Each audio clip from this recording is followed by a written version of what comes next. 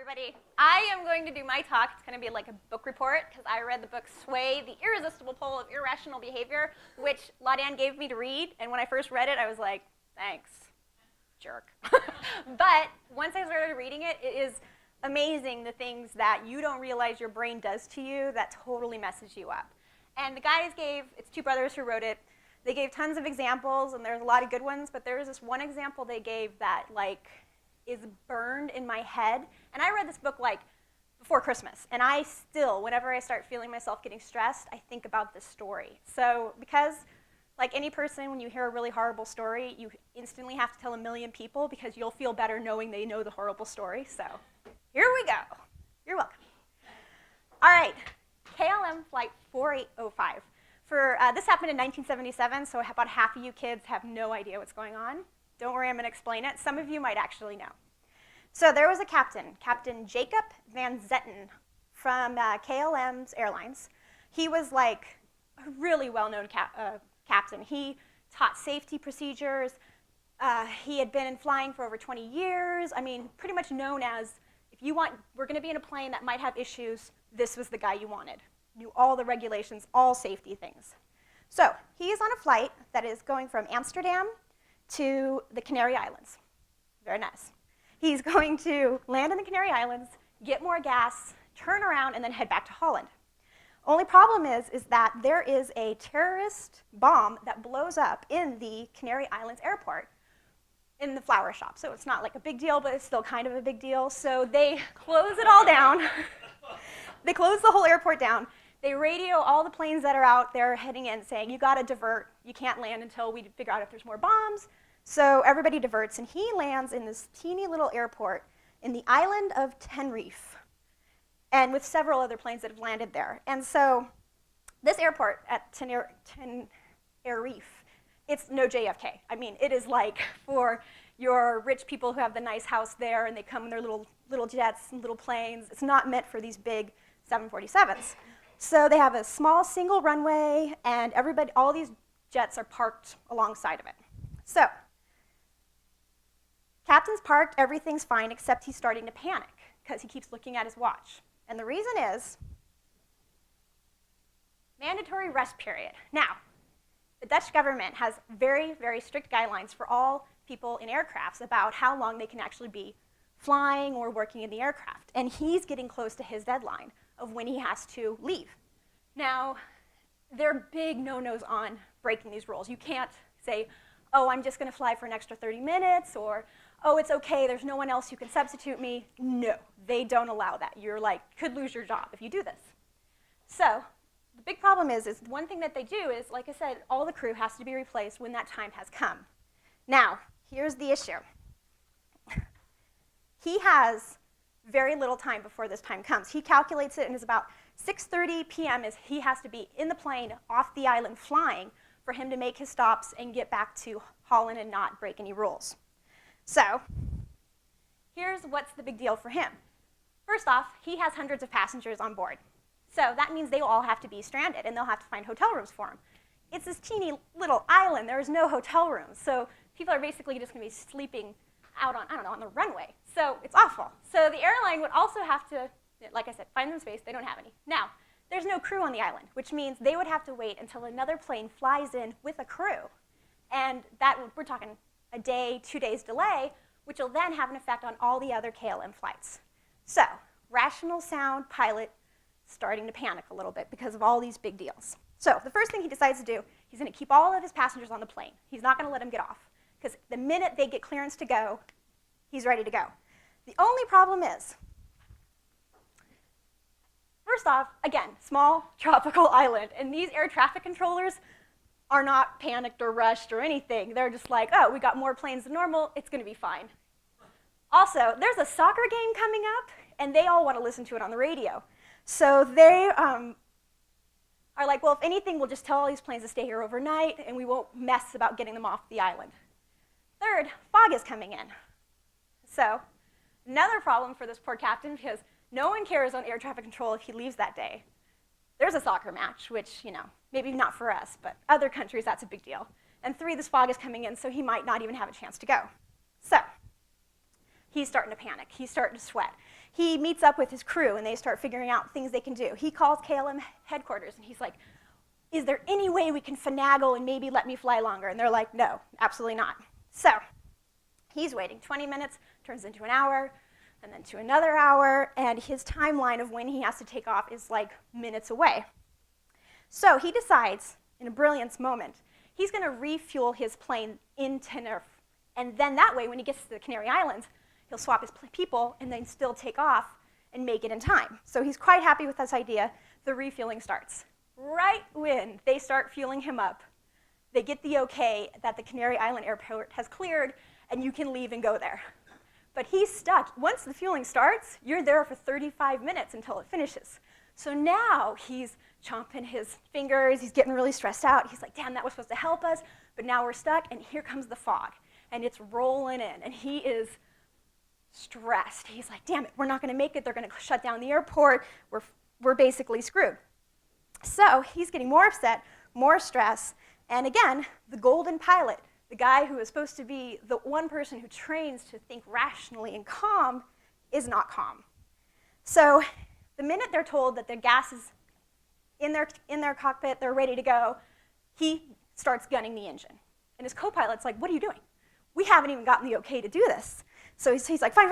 Tell him we're ready to go, get the okay. So the co-pilot calls the guys up there on the top of the island, and they say, okay, you have airway clearance.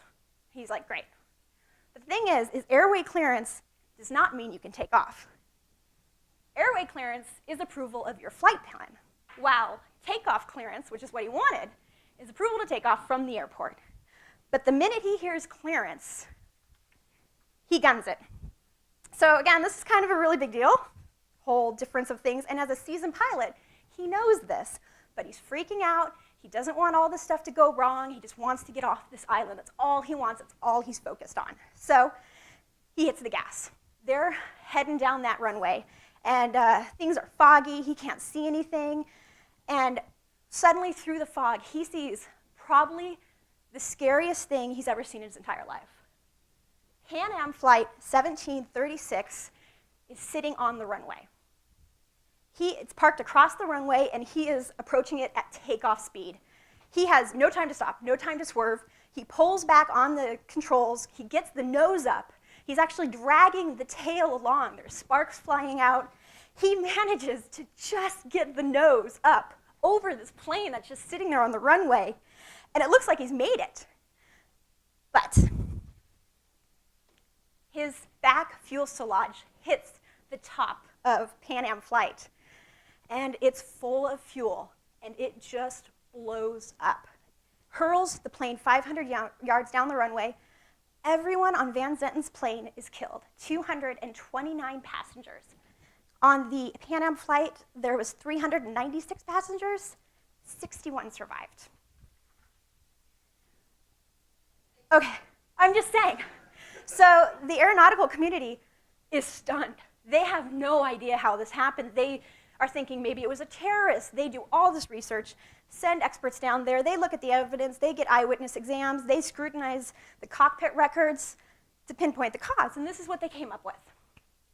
Pan Am Flight 1736 had missed its taxiway turnoff and ended up in the wrong place. It was so foggy, they followed what they thought were the instructions and thought they were in the right place. The air control couldn't see them, so they just assumed they were in the right place.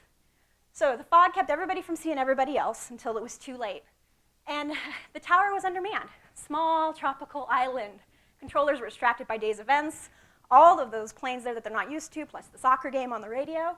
And there was just miscommunication. He heard clearance, he hit the gas and went. But despite all these factors, the tragedy really never would have occurred if Van Zenten hadn't taken off without clearance. He was well trained, he knew the criteria, but why did he do it? That was what everyone was asking. Why did the seasoned pilot take such a rash and irresponsible decision? And it really just came down to, he was frustrated. He had tried so hard to keep on his timetable. He had done everything he can to keep everything smooth and running the way it should have, that his desire to avoid a relatively small issue, okay, people would have probably had to sleep on the plane. It would have messed up the system for a couple of days, but it all would have worked out. but his desire to not have that happen grew so larger and larger that the potential loss just seemed immense, like the end of the world. So by the time the overnight delay seemed inevitable, Van Denton was so focused on avoiding it that he turned out all other considerations and his common sense and years of training. So, what caused him to do this? And they come up with lots of different examples and ideas, but these are the three that I felt were really what caused him to have issues. The loss of aversion. This is our tendency to go to great lengths to avoid possible loss. Nobody wants to lose. We have these brackets, and everybody wants to be the winner. So we know this, and he didn't want to lose his criteria of being this amazing pilot. He never had missed a flight. He never got anybody in late, so he didn't want to lose that prestige, basically, that he had. The value attribution, our inclination to imbue a person or thing with certain qualities based on initial perceived value. He felt like the value of getting everybody there on time was so great that not to do it would be a complete loss to everything. And 3, diagnosis bias, our blindness to all evidence that contradicts our initial assessment of a person or situation. He ignored everything. Even his co-pilot at one point said, "What are you doing?" He ignored his knowledge, his training, everything, because he just got himself so worked up that they had to get off this island. So, what can we do to not fly into a plane? It's actually really simple. But at the time when you're all stressed out and freaking out, it doesn't feel that way. When things go wrong, you can either apply a short-term Band-Aid solution or remember that in the grand scheme of things, it's only a minor misstep. Having a long-term plan is key to dealing with our fears and loss. So yes, something could go wrong and you could be like, we could do this and this and this and this to fix it. And then maybe we'll be okay. Or you can just step back and go, how is this going to affect the long run? And go from there. When we find ourselves unsure about whether or not to continue a particular approach, it's useful to ask, if I was just arriving on this scene and was given a choice to either jump into the project as it stands now or pass on it, would I choose to jump? If he was called and said, this is what's going wrong at this airport, this pilot is freaking out, what should we do? He would have been like, we'll take the loss. It's okay. Tell him to calm down. We'll get it all worked out. But because he was in that situation, he just couldn't do that. And third, when we make decisions to take action that will affect others, keeping them involved will help ensure that they feel the process is fair and sound and the right steps are being taken. Again, I think if he had asked his co-pilot, seeing how they have the recordings showing that the pilot was kind of like not wanting to step on this guy's toe. I mean, he had been the golden child of KLM Airlines for over 20 years. But I think if he had just said something to his co-pilot saying, I'm feeling a little stressed out, what do you think? Getting that second view of the same situation from someone maybe not in the head of it, who could have maybe given an outside perspective, would have helped him. So there you go. We're all influenced by irrational psychological forces that can undermine a logical perspective on the world around us.